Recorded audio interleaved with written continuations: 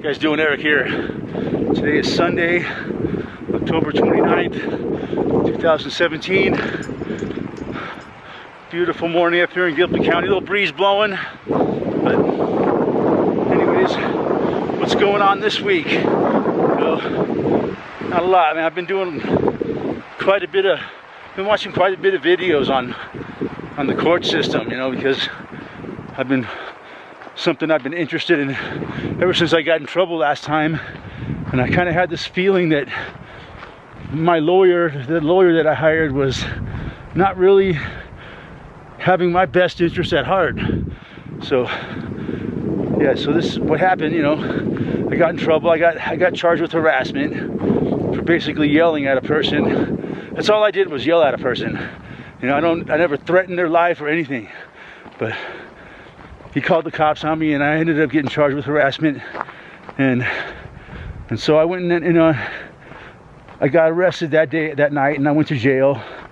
And the next day I went to court, and the judge and the prosecutor were there, right? And first thing he did was come out and read me my charges, right? That's the first thing they do. Read you the charges, and then they threaten you right away. And these charges can carry up to 1 year in jail. And like, so I didn't know what I was doing, man. I really didn't, you know. I had no idea. And so I pled not guilty because I figured, you know, I'm gonna plead not guilty to this because I really don't feel like I did anything wrong. I didn't hurt anybody. There's no victim, really. The guy got yelled at. He got his feelings hurt. Woo, you know. But yeah, it was a serious crime, me yelling at this poor guy, and like, yeah, I guess his life really felt threatened. So I got out of jail. I pleaded guilty, you know. Immediately I had to go to pretrial services, which is like being on probation right away, right? So right away, as soon as you're released from jail, you got to go basically put yourself on probation. No drinking, no smoking, no drugs, anything. You got to test right off the bat, bam. So right away, they got you in a stressful situation to where, you know, you're not happy with life. You can't have fun. You can't have a drink. You can't smoke. So right there, you're under stress right away, and you know you want this to get over. You want this to be done with. So then I went and I got a lawyer. I went down to Boulder and I hired a lawyer. And right off the bat, man, it seemed like he was not on my side. He didn't, you know, he was like he kept disagreeing with everything I said. You know, like he kept just going along with, you know, the whole system. Like, well, you can't do this and you can't do that, and this is what the law says, and you know, blah blah blah. And so then whatever, so I listened to him, you know. I was like, oh well, he's a lawyer, right?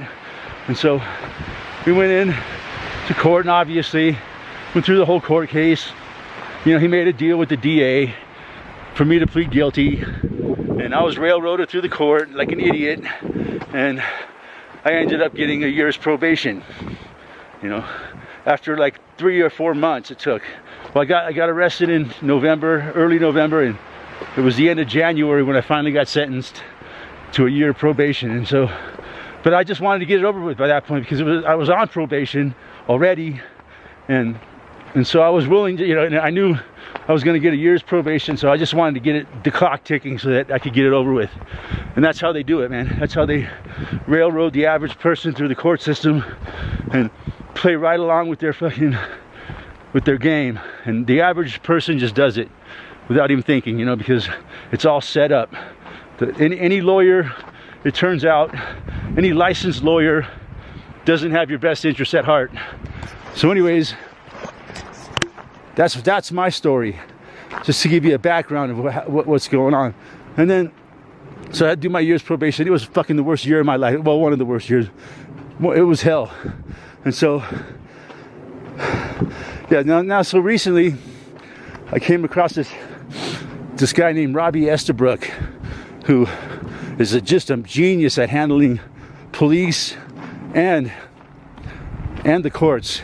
It was like the first video I saw of him where he was standing outside of like a transportation hub in Portland, where these dingy ass fucking cops are standing around out there fucking with people as they get off the bus, checking their passes and shit, looking for people who are breaking the laws. As after they've done it, you know, that's how it works. They let you break the law, and then they nail you for it as you're getting off the train or whatever. And so that's what they're doing. They're all sitting there like a bunch of fucking jackals, collecting easy fucking arrests, you know, easy finding people and shit, just wasting taxpayers' money, basically standing around. And Estabrook came up there, and this cop came over and started threatening him, and he just, man, he backed that cop right the fuck off, man. By the time he was done talking to that cop was like 2 inches tall, man. So yeah, this Estabrook guy, and he's got all these videos now, like of him in court and how he deals with so it turns out that really the courts have no fucking jurisdiction over us, man. They really don't. They really have no rights to punish you until you give them the right. And the way they do that is by entering a plea. As soon as you enter a plea, you're done with. They can do whatever they want to you. So, and then by hiring one of their lawyers, you're screwing yourself, basically. But that's all they're going to tell you. They got people so brainwashed to the system, so indoctrinated that they believe that lawyer actually has your best interest at heart. He doesn't. And also, another thing he teaches is do never stand on the Constitution. The Constitution has no bearing on you. It's bullshit. It was written, it's like basically the entity of we the people does not exist, and nobody who signed the Constitution is alive today. So really, your constitutional rights mean nothing. And by invoking your constitutional rights, you're basically saying that the court has jurisdiction over you. So you don't want to ever quote your constitutional rights. You never want to hire a licensed lawyer. So yeah, so anyway, the way it works is when you go into the courtroom, your first time in there is called an arraignment, and they read all the charges against you, right? Usually there's some charges that are legitimate, kind of, and then there's some that are just made up, like usually they'll charge you with like resisting a peace officer or some shit like that, or obstructing a peace officer, I mean. There's never just one charge. So they have, you know, they get you to make a deal. But the thing is they're gonna say, so how do you plead? And then in the way Estabrook does, he says, well, my intention is to plead guilty today, but I'd like to be informed as to the cause and nature of the charges against me. And then that's when the judge starts getting pissed off. Once you start, you know, because then he's going to try to say that no, that's not what we're here for. The cause and nature of the charges are evident. But and then the Estabrook would say, objection, you know, I'd like to know, is jurisdiction part of the cause, or has the prosecutor brought proof of jurisdiction in this case? And then the judge will say, well, yeah, there's jurisdiction is, you know, he explained that like by giving you a ticket would be an example of proof of jurisdiction, but he doesn't allow that. He's like, no, that just because something happened in this place does not mean that they have jurisdiction over me. And also, before he even went to court for the arraignment, he filed a motion to dismiss the case by lack of jurisdiction, for no proof of jurisdiction, which basically means, does this court have any authority over me because this is not really a crime that I'm convicted. It's a statute or a policy, and it's not really a crime. A crime has to have a victim, and there is no victim. And the judge will say, well, the victim is the state. You know, that's what they told me too, because I said, well, where's the victim? They said, well, the victim is the state, and blah, blah, blah. But so, and it goes back and forth, but still, they never bring no actual proof of jurisdiction. And so they send it off to another court, you know. And then Robbie kept saying, you know, no, I object. I don't want to come back to court. I want to have this matter settled today. And no, let's see. And they just kept coming back to that question of jurisdiction. And the fact is, the state has no jurisdiction over you unless you give it to them. Unless you plead.